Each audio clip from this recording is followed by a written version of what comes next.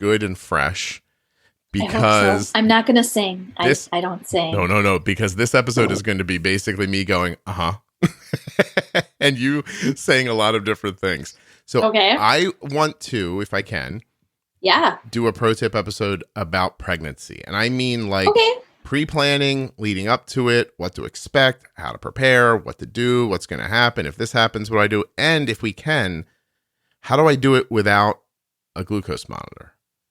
Is that all doable in the next hour? I never thought about doing it without a glucose monitor. All right, well, let's do the... you mean without a continuous monitor? Yeah, without a continuous... Not physically without knowing anything. Not without a meter. I don't know that that's possible, but... Isn't it funny? I call them glucose monitors or blood glucose monitor. Why do I do that? I don't know. Anyway, without a CGM. Gotcha. Okay. Because I would like to... I want to do that as well. So anyway, cool. I'm going to be on the outside looking in here for this, but I do think that the place to start, if you agree, is understanding what the pre-planning is like, because you can't, or you shouldn't, I'm guessing, if you have type 1 diabetes, if you're the lady, you should not just, if you can help it, be in a situation where we got bored on Friday and now we're going to have a kid. Right. There should be some more planning than that. So how far out does the planning have to be? And is that maybe person to person and based on their situation? Hello, everyone. Welcome to episode 364 of the Juicebox Podcast. This is the next in the Diabetes Pro Tip series, and this is the 19th installment of that series. The Diabetes Pro Tip series begins at episode 210 with an episode called Newly Diagnosed or Starting Over. And then the episodes, of course, are in the body of the podcast from there. They're spread out a little bit. But if you'd like to see them all in one place, you can find them at diabetesprotip.com. Today, Jenny Smith and I will be doing a Diabetes Pro Tip about pregnancy. Nuts to bolts, beginning to end. How do you make the baby with the type 1?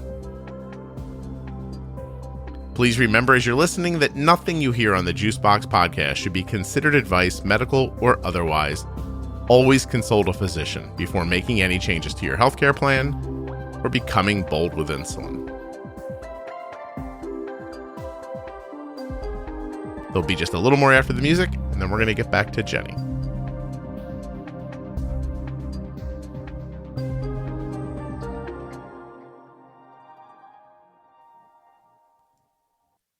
My friend Jenny Smith has had type 1 diabetes for over 30 years. Jennifer holds a bachelor's degree in human nutrition and biology from the University of Wisconsin. She is a registered and licensed dietitian, a certified diabetes educator, and a certified trainer on most makes and models of insulin pumps and continuous glucose monitors. Jenny has also had a couple of babies while living with type 1 diabetes. And I'll tell you this, if you could certify being delightful and wonderful and lovely, Jenny would be a certified, delightful, lovely, and wonderful person. This episode of the Juicebox Podcast is sponsored by Omnipod, the tubeless insulin pump. You can get a free, no-obligation demo of the Omnipod today, sent right to your door by going to myomnipod.com/juicebox. When you do that, Omnipod will send you the demo to your house and not pressure you about it at all. You can just try it on and wear it and see what you think. There's zero obligation. Free and no obligation equals can't lose. myomnipod.com/juicebox. The show is also sponsored by Dexcom, makers of the G6 continuous glucose monitoring system. Find out more about the Dexcom G6 today at dexcom.com/juicebox. Every day, we make decisions about my daughter's insulin use, and those decisions come directly from the information that we get back from the Dexcom G6. Dexcom.com/juicebox. All right, let's settle in. We're going to talk about being pregnant with type 1 diabetes. Jenny's going to give you her opinions about how to do that best for your health and for your baby's health. And by the way, if you asked Jenny privately, if you pulled her aside and said, hey, Jenny, this thing we tell people about, how to manage while they're pregnant, isn't that how you wish everybody was managing all the time? And Jenny would go, I think so. So there's going to be a lot in here for everyone. not just those of you who are looking to make a baby. So how far out does the planning have to be? And is that maybe person to person and based on their situation? Yeah. And kind of like we always talk, it is sort of person to person, overall. If you've all along had pretty good management, you've put lots of the tips and tricks into play, and you know how your insulin works, you know how food and activity and all of those things work for you, maybe 3 months. Okay. Maybe you get married and it's a quick turnaround and you're like, yeah, we're ready. And like you have everything in place, and, your glucose is where it should be. And I mean, there are other parameters to check too, especially with diabetes, things like thyroid. Mm-hmm. All of those things should definitely be checked and analyzed and evaluated prior. But everything checks out. Great. If not, then yes, it could be 3 months. It could be 6 months. It could take a year. Yeah. If you're somebody who's starting out and you know that you and your partner really want to have a child, but you don't really have things in place to do that safely from a discussion maybe that you've had with your doctor or your OB team or whoever, Mm-hmm. Then it might take a long time, because I think it takes going back to really like the pro tips episodes, really. Yeah. If you're trying to get things contained, that's the starting place, because while you know where you need to maybe get, or maybe you don't, glucose target range for pregnancy should really be started prior to conception, because then it's not such a big changeover from saying, okay, well, I've been aiming for a target of 80 to 180, let's say, Mm-hmm. right? Well, pregnancy target is, fasting 65 to 95. That's when you wake up in the morning. Is that right? is that an A1C in the 4s? Is that high 4s? Gosh, I have to look for the A1C listing, because to what I see think exactly where that is. What I think what we're talking about here is that you have to know how to manage your blood sugars tightly and Right. see some consistency through weeks and months, so that it's not just a fluke. Like 1 month you're just like, oh, I did it. And you have to be able to do it without low blood sugars that are going to be dangerous for you or the baby too. Right. And so, yeah, get it right and then prove it. Correct. Over and over again. Over again. Through your period, through different meals, because you also could. I just finished what I really enjoyed. I haven't. I did a 4-part series with a pregnant person who has type 1. And, Nice. And we interviewed together after her first trimester, after her second, after her third, and just yesterday when her baby is 3 months old. And so I went through the whole process with her to try to understand it. And her A1C was like 4.8 during her pregnancy. And Mm-hmm. she was describing needing insulin more than double than what she normally needed. And Correct. that, like, swallowing that pill of like, oh my God, there's way more insulin needed here. I have to do it. And, Yes. and I want to get to all that. But yeah, to me, what you're saying is, you can't be a person who's got an A1C of 9 and say, I'm going to have a baby. I'll just get pregnant now and I'll fix it. Because what could those things lead to? Like what do high A1Cs in pregnancy lead to? So that's where the typical national standard is A1C less than 7% at conception. Okay. Right? That's the broad goal. And we aim for a little tighter than that, because as you're kind of getting to, it's easier to have things tighter to begin with, Mm-hmm. rather than say, oh goodness, I've not really done anything, or I didn't plan it and I also haven't done anything, and now I really have to tighten everything up. That's a lot of change all at one time, along with a load of hormones impacting things at the same time. Yeah. So it's a lot, right? So the standard for under 7% at conception is really because what they've seen in research is the risks of things like early miscarriage, or many of the genetic problems that can come up from those early weeks of forming all of the different body systems, right? Mm-hmm. All of the different body organs and everything. That's what's happening in that first trimester. Okay. So the goal being under 7%, your risk is about even with the general population who doesn't have diabetes for those same types of problems to happen. Okay.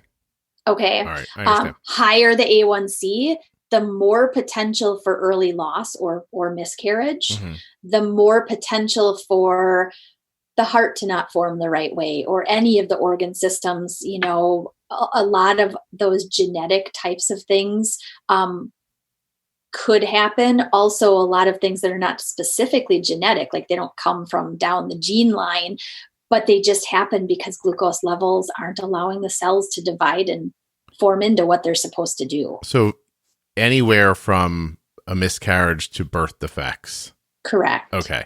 And is it a mortal lock that's going to happen? Or, I mean, you know how some people are like, I smoked all through my pregnancy and he's fine. Like that, like, are there dumb luck people? And not that I'm saying roll the dice on that, but or are you definitely going to see something, or maybe not even know? Like, is it possible, is it out of this world to think that you could have a high A1C and your child could develop asthma, and that, even though you're never going to know, it could have something to do with that? I guess that would be speculative, but it is. It's complete speculation, because there's a lot of research done on later outcomes in kids who've been, I guess, born from women who've had diabetes, right, through pregnancy. But a lot of it is more assumption of putting information together, you're right? Never going to really know.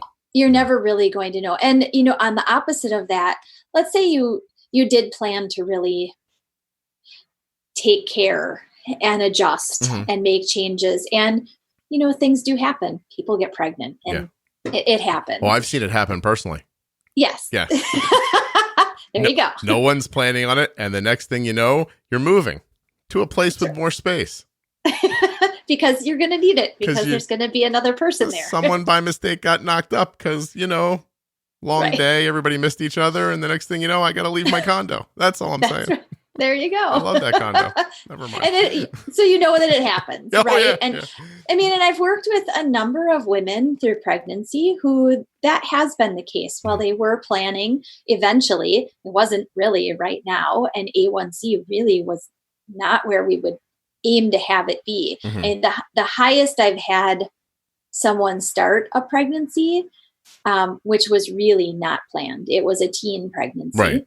Was 11.3. Wow. And now, did they come to you right away? And no, it took too long. They didn't. They came in early second trimester. They had gotten through their first trimester with OB team and some endocrine. I can't even remember how the family found Integrated to, get in contact and get some consultation.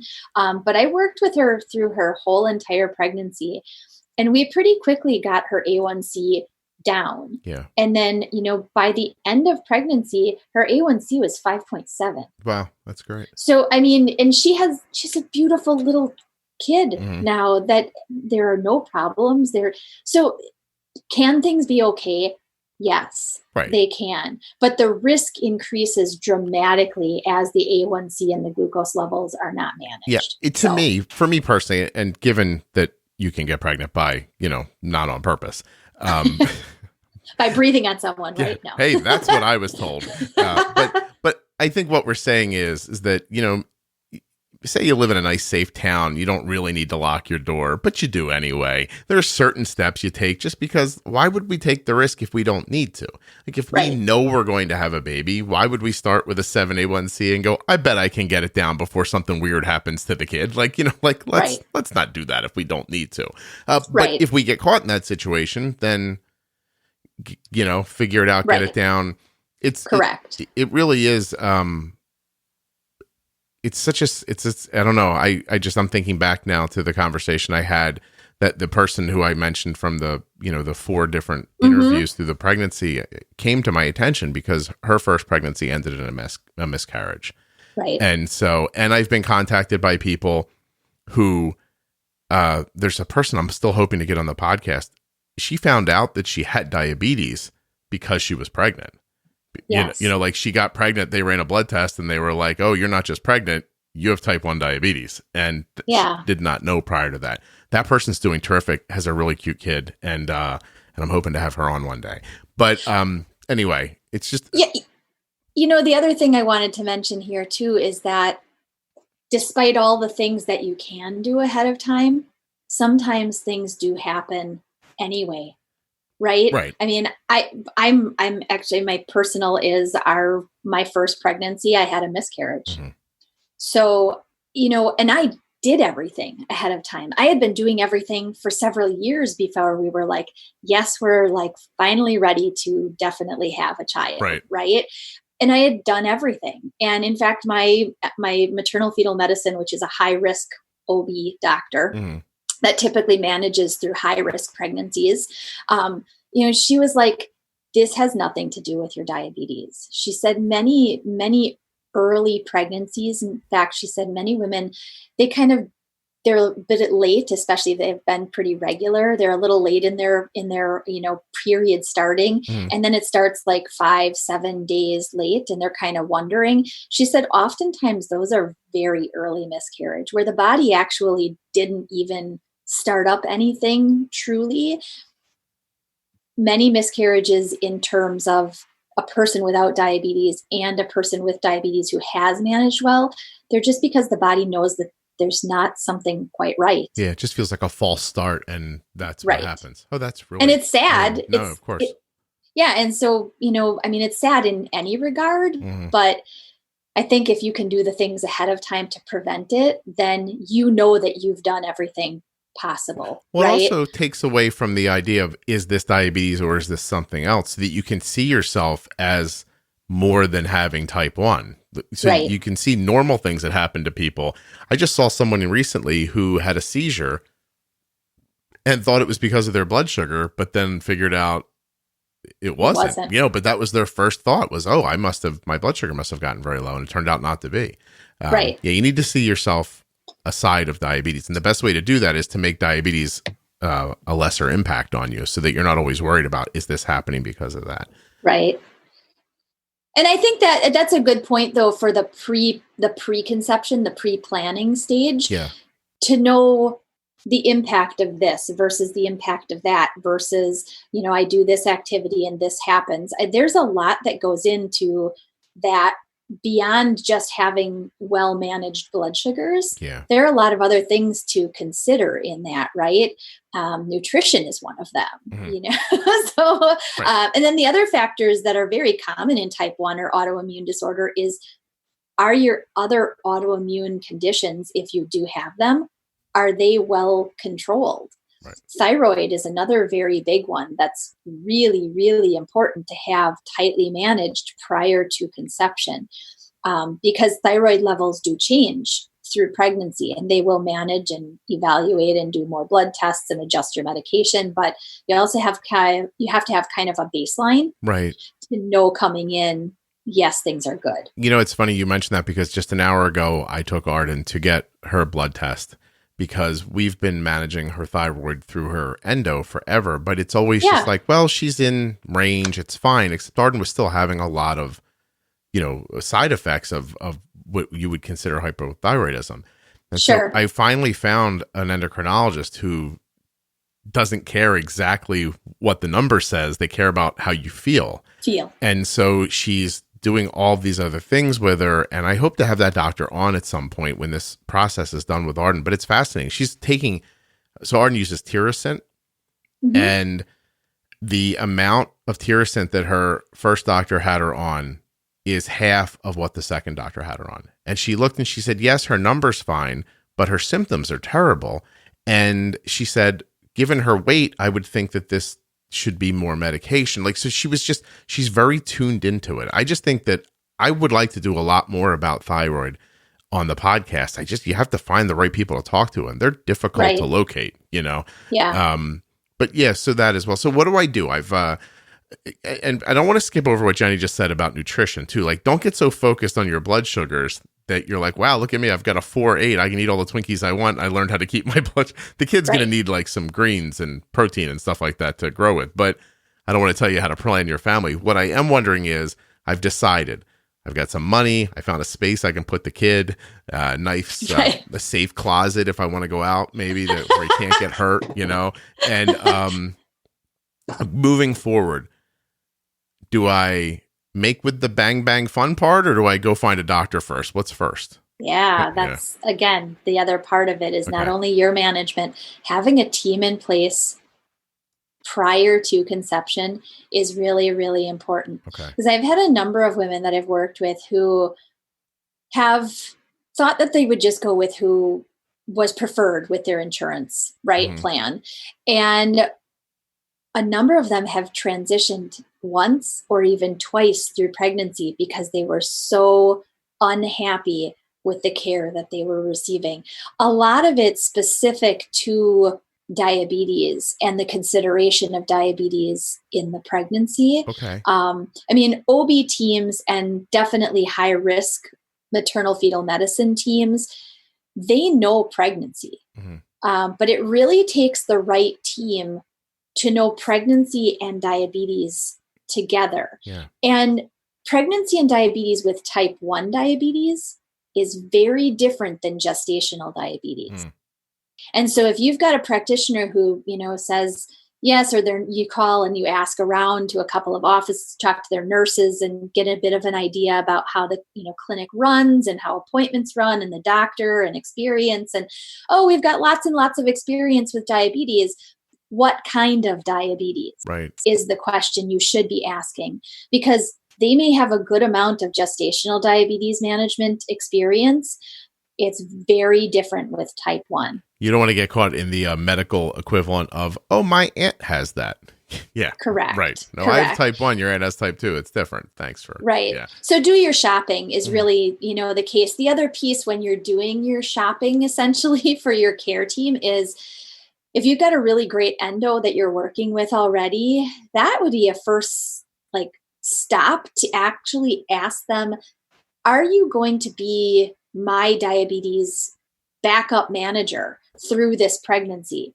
Because I've had some endos who defer to the maternal fetal medicine team, which that's okay as long as the maternal fetal medicine team has got it. And they understand the diabetes piece as well. And they understand the diabetes piece as well. I've also, and teams differ, some OBs, once you get pregnant with high risk anything, they're hands off. They're like, you're going to high risk. High risk is going to manage the pregnancy for you. And I'll come catch the baby.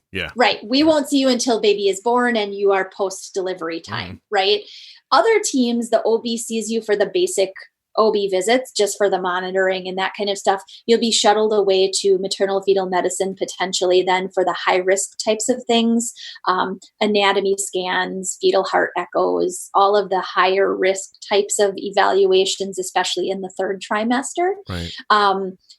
So it pays to ask around. It pays to even see if offices have a preconception consultation that they will do. So you can talk to the doctor and you can bring them, this is how I manage. I'm well managed. This is what I've done to get to the point of being ready.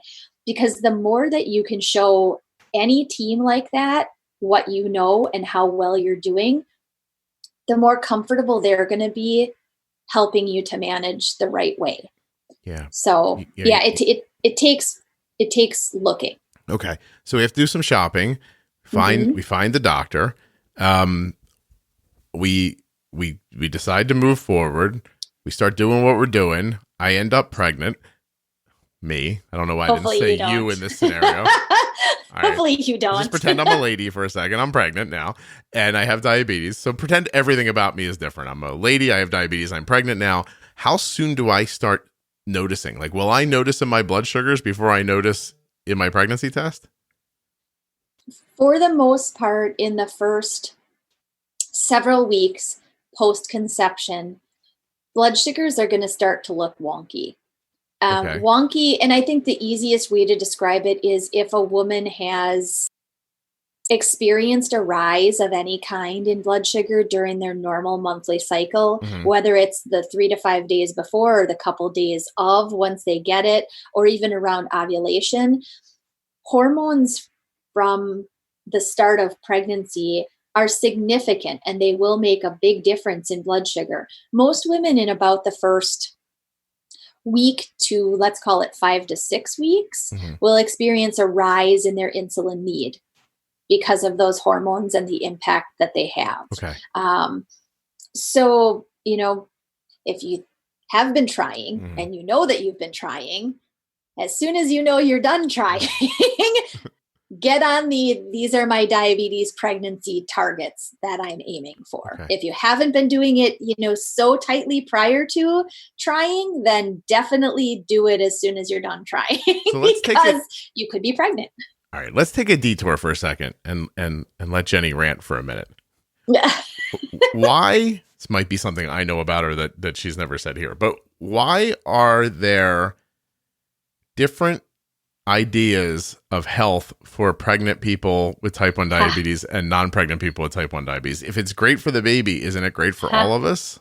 There you go. Okay. Yes. It opens up a whole can of worms, Pandora's box, so to speak. We have an hour. Let's start with Dexcom, shall we? How would you like to always know your number?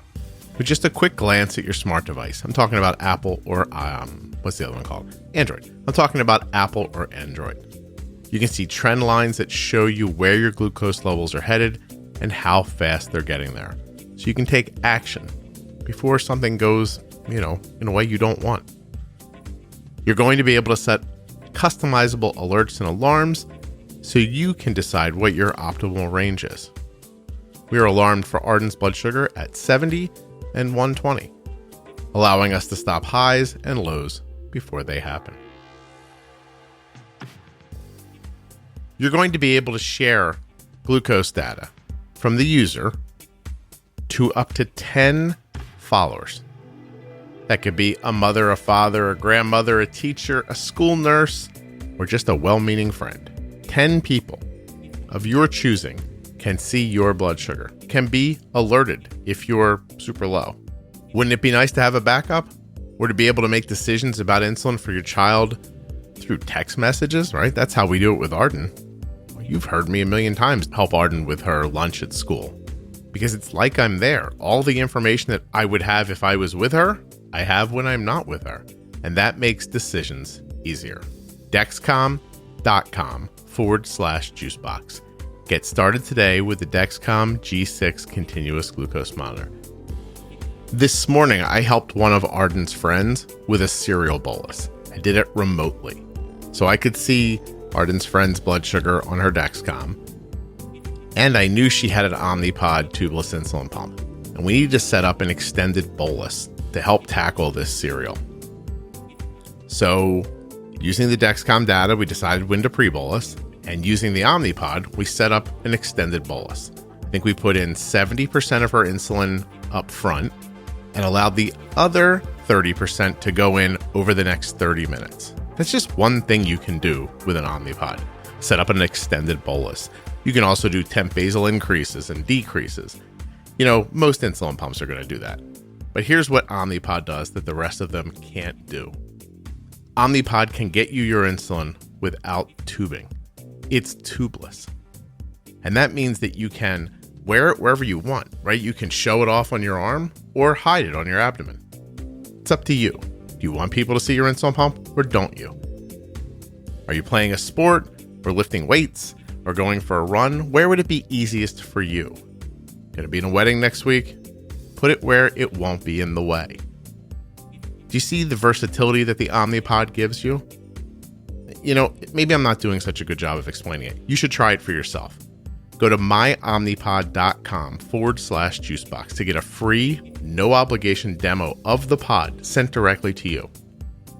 You can actually wear a non-functioning pod to see if what I'm saying is true.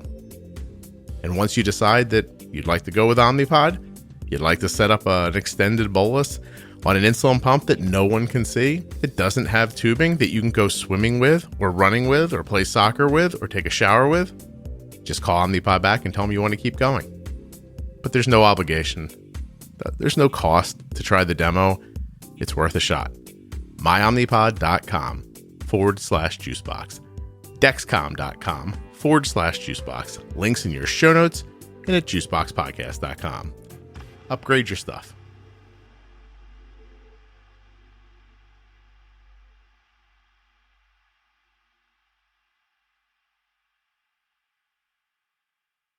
It's a great question. And it's one that's always kind of been like in the back of my mind, even before my husband and I were like, yes, it's like, we definitely want to have a child within the next year. Mhm. Right. But I had already, prior to that readiness, I had already been focusing on much tighter targets than my endo ever told me to aim for. Knowing what I know, the research that I've done, information about long-term outcomes of blood sugar management and control, right? And it was several years ago, actually, that I worked with a woman through her pregnancy and postpartum. She said to me, so my doctor wants me to loosen up my targets.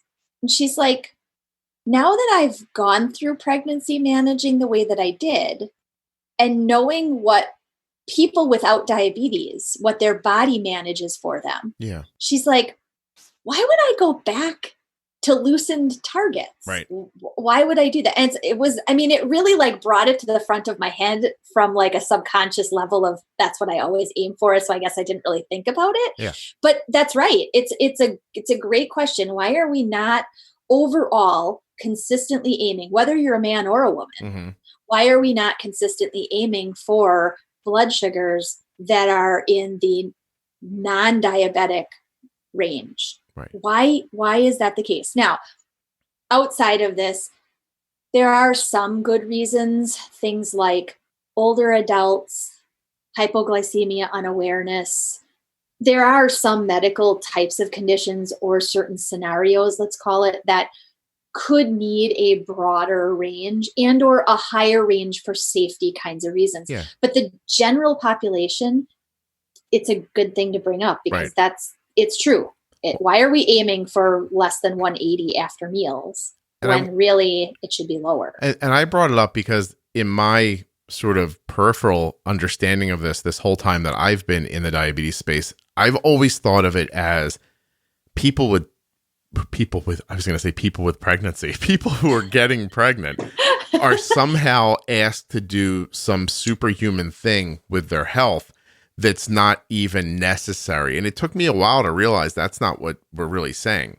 What we're saying is that there's a lot of people who have type 1 diabetes and we all have different access to different technology, insulins, all these different things. And so there's a blanket statement out there. Like if your A1C is, under this number, you'll probably have a really great chance of being okay. As it gets lower, your chances of problems get differently. Maybe they lessen. But then once in a while, someone will put out a report that says, "Oh, there's no benefit in having your A1C under this number for some reason." Right. And we've talked about it on here before, and I see that, and I think I don't believe that that's true. And I think that that's going to be one of those things that 10 years from now, someone's going to say, "Oh, there was a report 10 years ago that said this, and it was wrong." Yeah, but whoops. And Right. And I also think that it's an emotional idea. Like if someone has a 7, you don't want to make them feel like a failure because they're not 5.5, right? Right. Because they're not. But it doesn't mean that they should stop trying for the other thing. Right. Not make themselves crazy or, like anything, but better goals. I don't know. Right. It just, it's like if I went out and ran a 300-yard dash today, I think I'd finish it in, I don't know, probably an hour and a half. And so, but right. Now, that might be my personal best, but I saw in the Olympics it can be done, in about 10 seconds or something. Yeah, about 15 seconds. And so I can't just sit here and say, "Oh, I did the best ever," because that's my best, because it's not, and it's your health or your child's health, and you can't just I mean, I think that one of the underlying concepts of this podcast is that you can't just say, "Oh, it's fine. It's good," or "It's good enough." I only spiked to 300 after pizza. I usually go to 400. That was a huge win for me. That was better, right? And maybe that was a win. Maybe that was a win, Totally but better. if it's totally try better. Try again. But try again. Right. Yeah. And that's a very good point to bring. I think targets in pregnancy are, in a way, they are tighter because we do have certain parameters, such as in the post-meal time period. the targets are at 1 hour post meal. The goal is less than 140. At 2 hours post meal, it's less than 120. Yep. And really, if meals aren't in the picture, you should be averaging somewhere around, like the 65 to like 100-ish range. That's what you should be aiming for. Now, the person who's not pregnant, if they're sitting at, 121, great. They might feel really good at 121. In pregnancy, that's the high end of really where we would want to hover long term. So there are some parameter differences, and I think it has to do also with everything that the mother is doing to her body does have impact on the developing baby then, right? Keep in mind why that is too. 121 blood sugar. If you're a person, like we've been able to see my wife's blood sugar in the past, my wife's blood sugar sits at like 75 most of the time, right? Yeah. And so if that's what your normal is and you're 121, I'm going to tell you some quick math tells me that's 46 points higher than what your body would have done without diabetes, which is a significant difference. It's a significant concentration of glucose in your blood messing with the development of that baby. Correct. That's what or if you're not pregnant, messing with your life, so. And as far as like messing with the baby, I think another piece to bring in is once the baby, I always find this concept really interesting that a pregnant woman who has diabetes, type 1 diabetes specifically, has a pancreas that's doing pretty much nothing, right? The betas are either almost completely dead or they're all gone, right? But they have and are growing this little person that has a working pancreas inside of its body. Yeah. Right? I mean, it's amazing just to think of like a developing baby to begin with, but then to think of all the little parts and pieces that are growing and working the way that they're supposed to in that like little being. It's amazing to me. So when you consider blood sugar in pregnancy as well, your baby has a functioning pancreas very early on. Right. And it starts to make insulin in response to what your body is telling its blood sugar. Oh. Right? So the flux of your blood sugar tells then it goes along with how much glucose or how much food gets funneled in to the baby. The higher your glucose levels are, the higher the baby's glucose levels will get. Now, baby's glucose levels, again, they're being controlled well within a normal non-diabetic target because that's what its body is doing. But the more the pancreas has to work to combat your high glucose levels, the more like swathed in glucose the baby is going to be continually. And that's why like later on, post-delivery, if the baby's body has been so used to pumping out excess insulin all the time, as soon as the baby is born, and you've heard about babies being born with really low blood sugar, as soon as that umbilical cord is cut, the mother's food source to the baby, it is gone. Right. And if the baby has come into delivery with a pancreas that's spitting out excess insulin because the mother's glucose levels were so high, its blood sugars are going to plummet. Interesting. Man, so that makes sense, obviously, but that's really interesting. So that's another piece of like, we talk about the tight control in pregnancy. Tight is it's there for a different reason, really. And so the ranges and how long glucose should stay at that elevated like 140 mark and then be back down really into the normal range, there's reason for that. Yeah. It's funny, we all talk about it so academically, like, 140 in the first hour, 120 in the second hour, back down and stable. Until I wore a glucose monitor and watched my body do it, it really didn't mean as much to me as it did saying it out loud. Because you couldn't see it. Right. Because my entire understanding of insulin is through Arden's perspective. Like I've never thought about it before about somebody else's ever once. And there's no lie. Your blood sugar just sits in the 80s, and then all of a sudden it pops up a little and comes back down and levels out. And maybe you see a protein rise or something from fat later. It comes back up a little bit, but boom, right back down again. I ate my face off and couldn't get my blood sugar to go above 140 Right, at like 2 pieces of cake or me. something, I right? just totally took in as much food as I could, and I couldn't get over 135. So, but how do we, it's interesting, right? Because this podcast works because we talk to people honestly about stuff like this, but most people's perception of how to talk to people is, well, don't make anyone feel bad. And I don't want anyone to feel bad. Like, I don't want someone to hear this and think, I can't do that, because I think you can.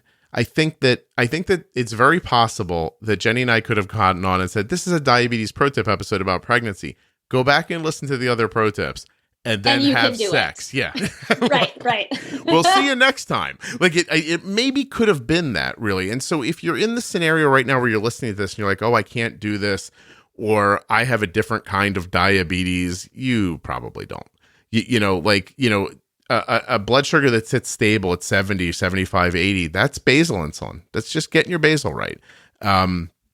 And so it's real doable. So if you've made it this far, you must really want to have a baby. And it really is doable. I really do say go back to episode 210, find the beginning of the pro tips, or go to diabetesprotip.com where they're all listed and listen through them. I think you could change your management. Now, here's the thing.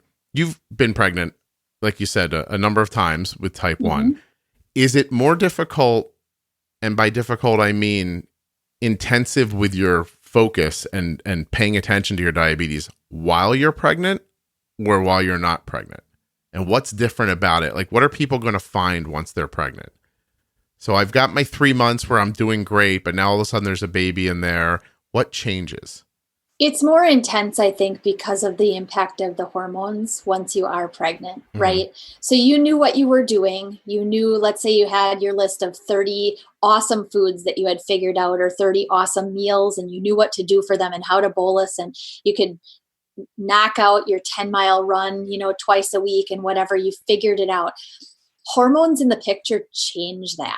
Okay. And so, and that sounds kind of scary, but it's kind of a roll with it sort of thing, right? Okay. And if you've learned things, again, from the pro tips, you've learned that don't let it just sit there, fix it, right? Don't wait 6 days to see, is this really a trend? If you've got a high blood sugar in pregnancy, okay, one, it might be hormones. Great. Okay. But then let's get it down. In many of the ways you've already tested that you know how to get your blood sugar down, use those tools. Right. You may need to use the tools in a more hyped up way, right? Let's say you always knew that an angled arrow up or a straight arrow up required an extra half a unit of insulin. Now, with pregnancy hormones in the mix, maybe it requires a whole entire unit to offset that, because those pregnancy hormones cause some insulin resistance. And in early pregnancy, it's a very quick, noticeable rise in insulin need. The end of the first trimester, typically things dip off a little bit. They plateau as there's a transition from where the pregnancy hormones are made, transitions from ovaries into your placenta. There's a little bit of a transition there. So you might run some lower blood sugars in late first trimester before second trimester starts. And this is where I kind of call it like, if you've ever been at a theme park and you get on the roller coaster and you're right at the bottom and it just starts to get you going up and you're up and you're up and you keep climbing and you keep climbing. That's from second trimester or about like 18-ish plus weeks, that slow, steady climb in insulin resistance, thus requiring more insulin and more insulin over time. The heaviest resistance is definitely the third trimester, typically somewhere between about 30 to 32 weeks until about 36 weeks is the heaviest resistance. So you accommodate by making adjustments. And again, this is where that team that you set up to begin with should be a huge advantage to you, because during pregnancy brain or mommy brain is not a myth. Yeah. It is something that is there. You might get lost in data. And so having a team that's really, really good and willing and able to help you frequently through pregnancy with adjustments despite you making your own, you may need a second set or a third set of eyes looking at things and being able to say, that was great, but I think we could bump this a little bit more. We could change it a little bit more here. Oh, this looks like it's happening now. So I guess that's. Well, I was just, as you were speaking, there's this conundrum around more insulin. Like, my body needs more, all of a sudden give it more. And we call it insulin resistance. And I'm always resistant to call it insulin resistance. I'm always thinking of it as just more need. But how do you convey that to a person, right? How does a person who believes that their basal is 1 unit an hour, how can they make the leap to now believe it's 2 units an hour? Or that a meal that was 3 units is 6 units all of a sudden? Like, that's such a huge leap in your head.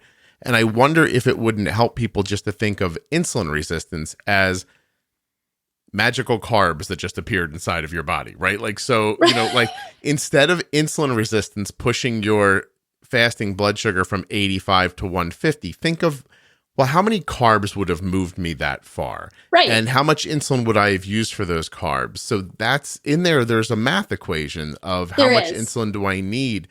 But what I realize most about the podcast is that people need a way to think about it, right? They need a way that it makes sense to them, because otherwise they want an equation that's going to tell them, when I'm pregnant, I need this percentage more, or the food's going to need this much more. And I don't know that anyone's going to give you that answer the way you want it. So, and so I think it's more, but I think if, when you're talking about like the math, as you said, if you know that your typical fasting now in pregnancy has been like 78, 81, and now all of a sudden you're waking up 103, 109, 110, that kind of range. Yeah.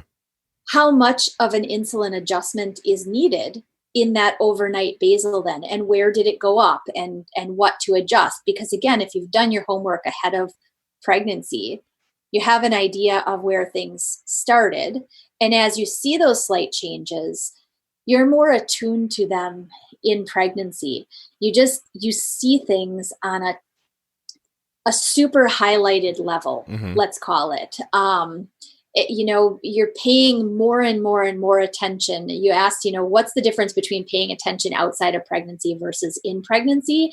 I think just the pregnancy itself drives a woman to think, I'm now caring for another little being that's growing, and I have the ability to let this baby develop really healthy from the get-go. Right. And I'm a big part of that, right? So you become really kind of like hyper-focused on evaluating what's happening to your blood sugar. I mean, I looked at my Dexcom more often while I was pregnant. I was constantly like clicking to see, what was going on, where was it going, what was happening.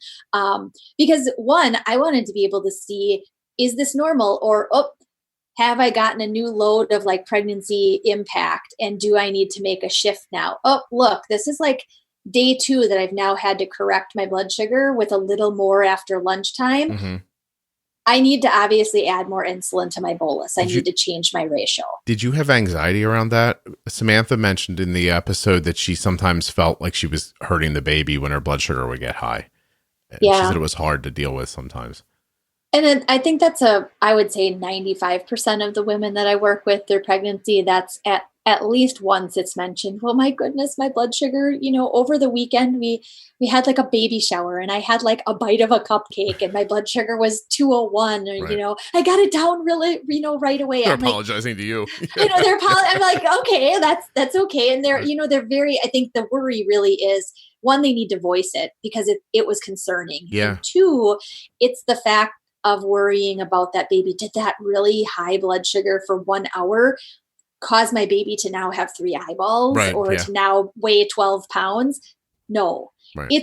It's more understanding that the consistent lengthy high blood sugars, that's problematic. Right. These one-off, was my blood sugar sitting at 83 the entire pregnancy, this like flat, beautiful? I actually go back to my Dexcom records from that time because I printed them out.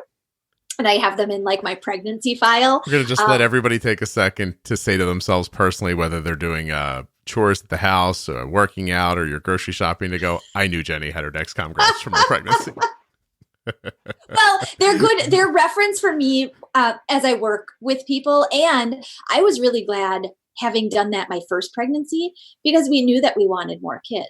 Yeah. And I wanted to have a reference to be able to say, this is where things shifted. So once you get through a first pregnancy and you get an idea, yeah, I needed more around 20 weeks. I needed more again in basal and in bolus, and I needed to lengthen my pre-bolus. That's another big one that shifts through pregnancy. You might, pre-pregnancy, you might do 15, 20 minutes, kind of works. Things are stable. That works really great. Once you're pregnant, as you get more pregnant, the time of pre-bolus gets longer and longer and longer. So by about mid-pregnancy, you should be at about a 30-minute pre-bolus for most meals. How much of what's happening to a pregnant person is in regards to their insulin use is that they're pregnant, that they're cooking a little person inside of them. They've got a bunch of hormones going on. And by the way, all of you have to be so impressed that I talk about this stuff so much and I've never told that joke from the 80s. How do you make a hormone? I keep it inside every time I hear it, just so you know. And so how much of this has to do with that? And how much does it have to do with gaining weight too? Is that a part of it? So like aside of the diabetes piece or aside of the pregnancy piece, you are gaining weight as well, right? You're gaining weight, and you should be gaining weight. And that is a very big piece of it. Yeah. Yes. And healthy weight gain, if you're at a really good target, happy, healthy weight prior to pregnancy, you could gain somewhere between 20 to 30, 25 to 35-ish pounds in pregnancy. That would be considered normal. You have to expect, or I guess you have to understand, where does that weight come from? Because in both of my pregnancies, my first pregnancy, I think it was 26 pounds. My second pregnancy, I gained 21 pounds. And you have to expect that, let's say you have an 8-pound baby. That's like a third to maybe half of your weight depending, that's a big chunk of that already now, like put on the floor, plopped out after you've delivered, right? Hopefully not the floor, but right. It's like not on you anymore, right? And then you have to expect breast tissue development for lactation. You have a placenta, you have all the amniotic fluid, your fluid levels in your body double through pregnancy. That's why a lot of women experience swelling and whatnot in their legs by the end of the day in late stages of pregnancy. Your blood volume increases to pump all of that extra blood through you and the developing tissue and the baby.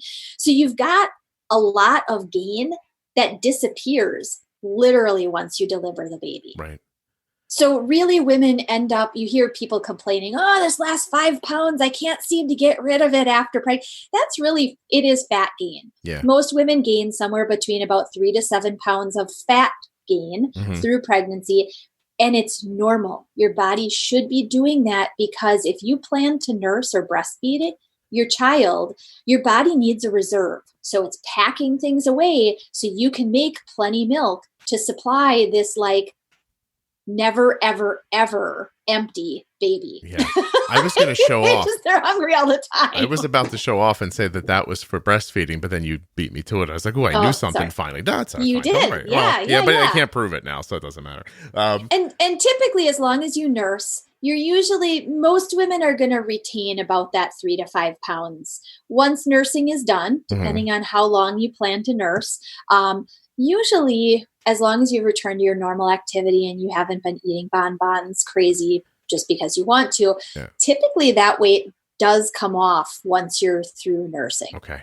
All right. So we've gotten through the pregnancy. Things have gone well. The day of the delivery comes, please talk to your doctors well ahead of hand and understand that just speaking to your doctors doesn't mean that the nurse at the hospital is going to know that you're taking care of your blood sugar during your delivery, right? Correct. And it's going to, if you've been doing such a good job this far, it'd be really weird to hand it off to somebody, in the last 50 yards when you're like, I can see the end. Now you take care of my blood sugar. So, if you have a spouse or a family member that you can, teach how to help you, or we'll be there with you. Right. In case something gets funky and they end up putting you out or something like that. I guess obviously if they go to a C-section, you're going to get handled like a surgery case then too. But if you're just having a regular vaginal birth, you should be able to manage your blood sugar through that time pretty well. And potentially even a C-section, you know? Really? Okay. Yeah, really. And hospital to hospital, I think this is where protocol, like you said initially, it's really important to have this talk with your team much sooner than delivery could possibly happen. Yeah. I mean, there are always certain instances, delivery at like 28 weeks or 30 weeks or whatever. I mean, those are really, it's not often. And that's a very specific scenario of management, right? But for the most part, with women that I work with through pregnancy, we establish and detail a labor and delivery plan. Okay. And it goes through, these are the expectations of glucose management. This is where you should target through laboring and delivery. This is how much insulin adjustment you could expect to need to make. And again, every woman responds to laboring and delivery a little bit differently. Some women's needs with the active nature of laboring, some women's needs go down by 50%. Great, use a temp basal decrease, right? Some women's needs go up a little bit with the stress of all of the contractions and everything.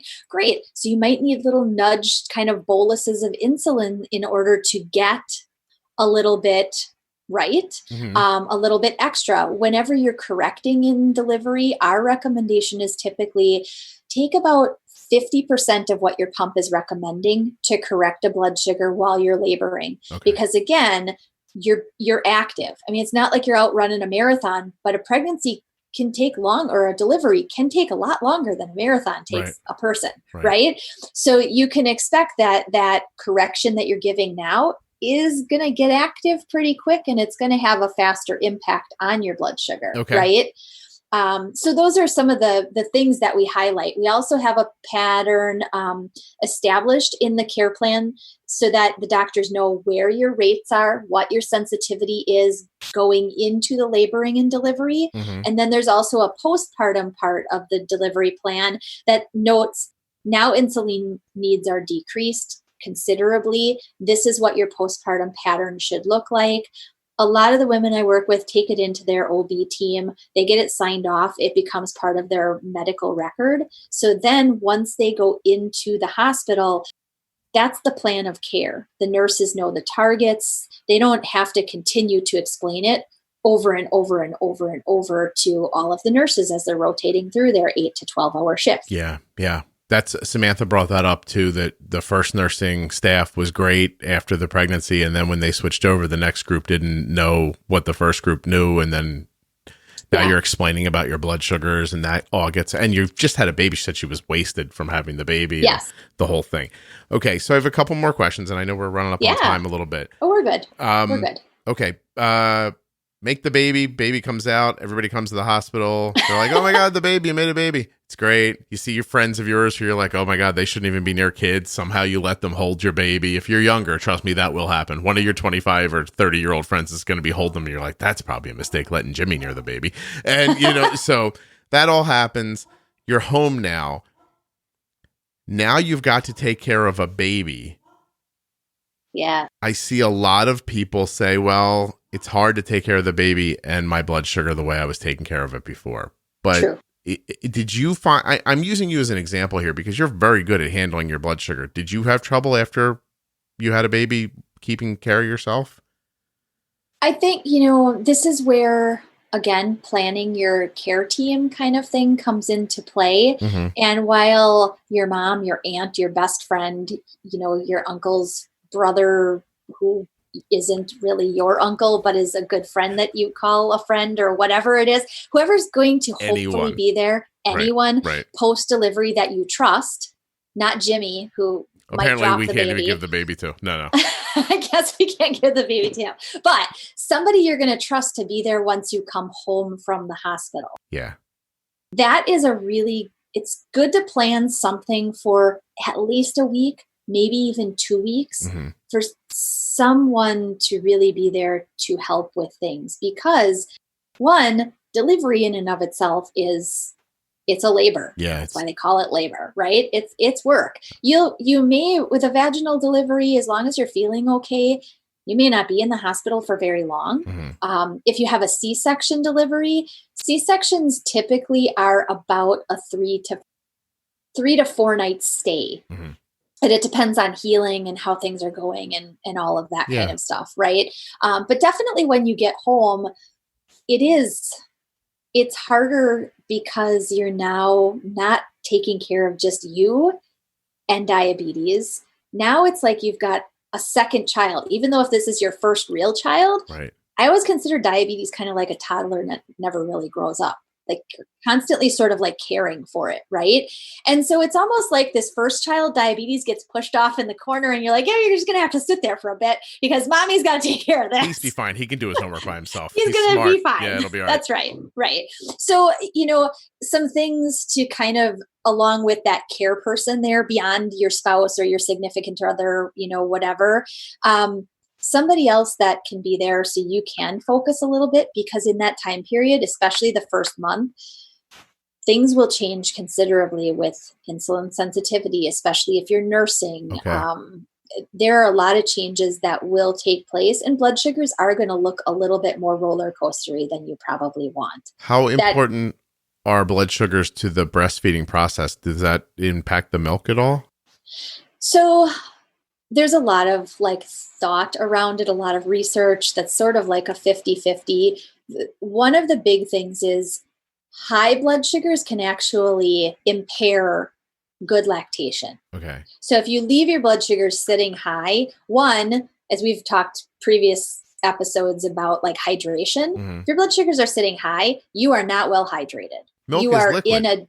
And milk is liquid. I figured that so out. Not only do you have more coming out as you're nursing, right, your blood sugars are high and you're not drinking enough. Oh, I see. So, right? Okay. So hydration is really, really an important part of not only the blood sugar, but also continuing to be able to supply enough liquid that's going to get sucked out of your body, essentially, and right? Keep in mind, too, if you've never had a baby before, they don't sleep the way real people sleep. So there's a tired factor that is really hard to put into words. It's not easy. And so there's a lot going on. I mean, listen, we've gotten this far. I should probably tell you, having kids is a huge mistake. You shouldn't. No. No. What do you mean? No, I don't mean that. Having them's great. It's getting them and taking care of them and keeping them alive and being, good to them and teaching them things. All that is a horror show. But the kid itself is lovely. Like when you just walk through the room, you're like, oh, look, the kid. That's my nice. Child. Yeah. Yay. In that moment, you don't think about when they're yelling at you when they're 8, or that you paid a guy who was probably homeless to be Spider-Man at a 3rd birthday party or something like that. Like those are the things, they want you to have a dog, and then you get a dog because you're like, oh, the kid should grow up with a dog. And then it's 6:30 in the morning, everyone's asleep but you, and you're outside with a damn dog. I'm saying kids are great. A lot of what goes with it is hard. It's hard. And especially right after you have the baby. Is hard, especially if, again, it's your first pregnancy. Yeah. It's a harder time. And this is, again, where help comes in the form of also pre-planning for the post-delivery time period. I had done a number of soups and things that I could put in the freezer that were easy to pull out. I knew the content of them because I knew what was in them. I either made them or my mom made them, and I froze them. It made it a heck of a lot easier. Also, having some of those foods that are definite known foods and how you react to them can be a huge help in the aftermath. So it's not more struggle as you're already managing nursing a child, putting a child to sleep, learning how to not have poop all over the place as you change them. And you could experience postpartum depression, which is incredibly common. There's a lot that could happen. And by the way, a lot of guys will eventually turn into good fathers, but they don't have a nature provided switch. Like, I'm telling you, you're going to have a baby and be like, this is the most important thing in the world. I watched it happen to my wife. She almost didn't even care that I was alive when the baby came out. She was like, the baby's here and that guy, it was, so if you're, lucky, you're going to get a great connection, and you're going to feel that desire to take very good care. It takes guys longer to figure out how to be fathers than it takes women to figure out how to be mothers, generally speaking. Even if you've got a good guy, even if you're listening right now and you're like, no, my guy's a good guy. Listen, I'm a good guy. It took me like 2 years to figure out how to be a good dad, right? Because you have to watch it and go, oh, okay, this is what I think they want, but this is what they actually need. There's a difference in there. I still struggle with to this day. I'll probably be struggling with it on my deathbed. I'll be 80 years old, just drifting off, and I'll hear someone in my family go, he did that wrong. You know, like, so there's that too. There's a lot that's going to happen to you when you have a baby, and you're going to have diabetes too. And it would be very much my hope that you don't take all this wonderful stuff that you've learned pre-planning for your pregnancy, through your delivery, and just do that very human thing of going, that baby's more important than I am, and so I'll let my stuff wait. You know, I think a friend of mine who also has type 1, she had a son prior to our first son. And she gave me some really good advice and said, you know what? If in turn, we were talking about like low blood sugars around nursing, right? And she was like, you know what?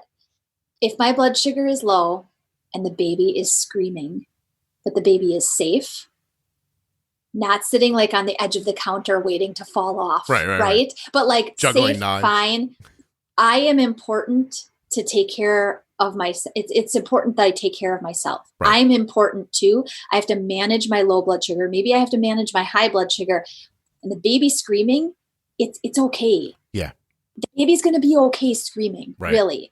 I mean, you're not going to let him scream for like 3 hours. But in the case of 5-10 minutes while you are taking care of you, treating a low blood sugar, or even just bolusing for your meal before you actually sit down to eat it, that's another piece that we talk a lot about pre-bolusing and the timing in this podcast. And that's a piece that often goes out the window because depending on what your schedule is like, what your significant other's schedule is like, you may at times be home alone in your maternity leave with the baby. Yeah. There's part of me that believes that we should be making a sign and selling it through the podcast that just says, it's real homey. You know how like you see those beautiful signs in people's kitchens? It's like the cook is blah, blah, blah. Or something. There should just be one that says pre-bolus hung in people's homes so that it gets drilled into your head over and over again. Because this is the easiest thing to mess up, like to forget, you know. I did it this morning. This morning, we got back from the blood draw.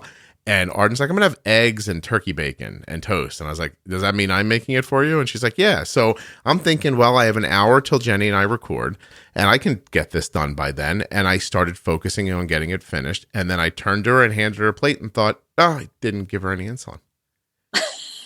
Damn it. And of course she didn't think of it either. Nobody thought of it. No, we'd gotten up super early to go to this blood draw place and, you know, like all this stuff. So I said to her, we're going to bolus now and please eat the toast last. That was like the best I could come up with, you know, in the moment. And we ended up having to use an extra unit to overcome that. To offset. Right. Yeah. So, okay. Did we miss anything? Is there something in the back of your head burning? I'm trying to think of, maybe, I guess the one last thing along with the postpartum time period is definitely stay connected to your care team. Okay. You know, because that's, as you mentioned already, there is potential for postpartum. There's a difference between just being a little bit like down in the aftermath of delivery and true, like you crawl in bed and you're like, I don't want to do anything else. Right.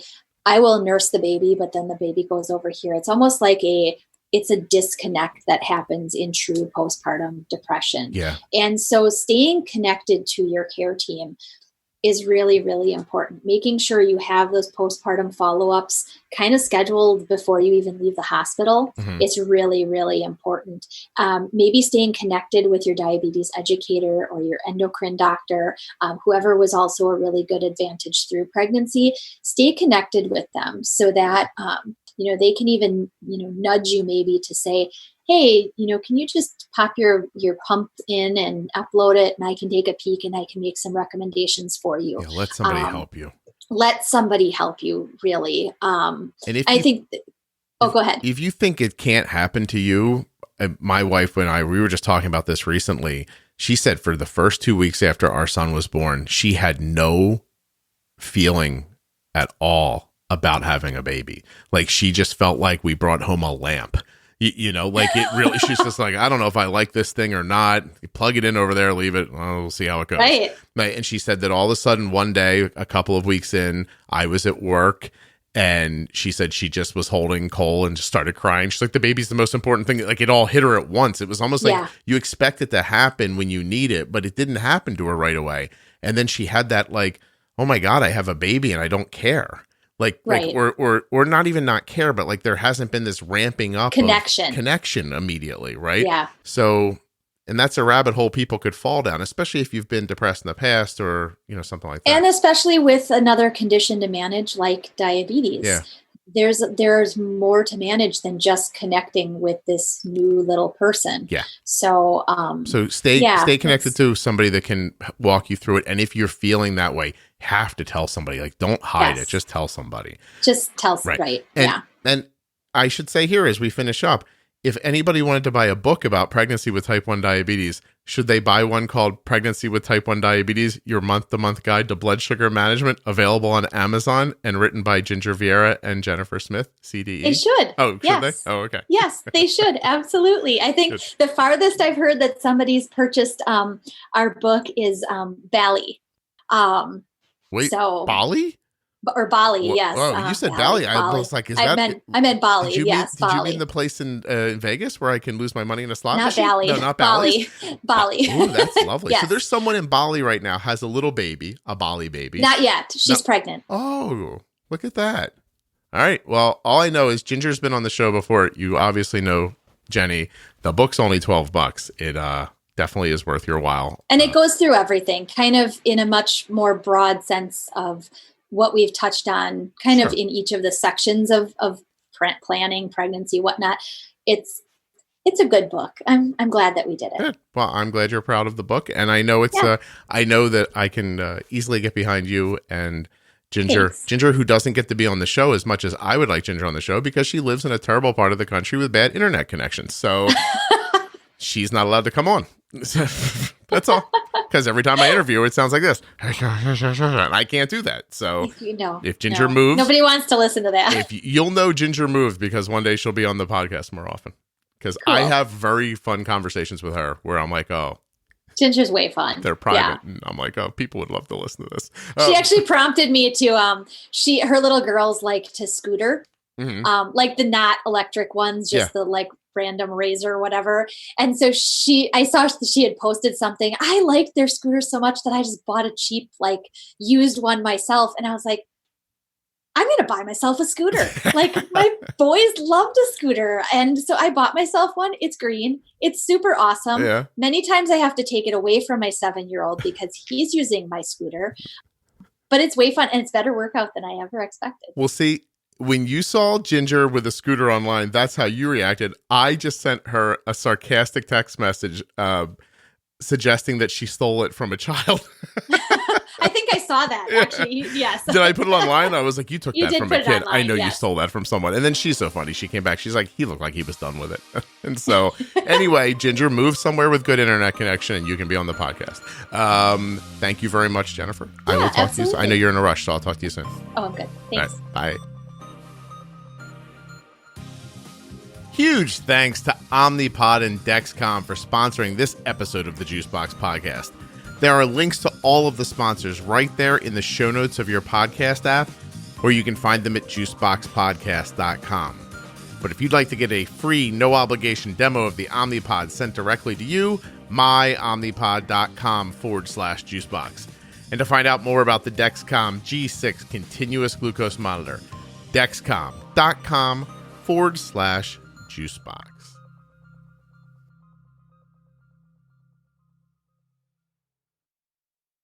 Jenny and Ginger's book, Pregnancy with Type 1 Diabetes, Your Month-to-Month Guide to Blood Sugar Management, is on sale at Amazon. It's a little under $12. And you should pick it up if you're thinking of having a baby or if you're having one right now. Jenny Smith works for Integrated Diabetes, and she is for hire. Check her out at integrateddiabetes.com.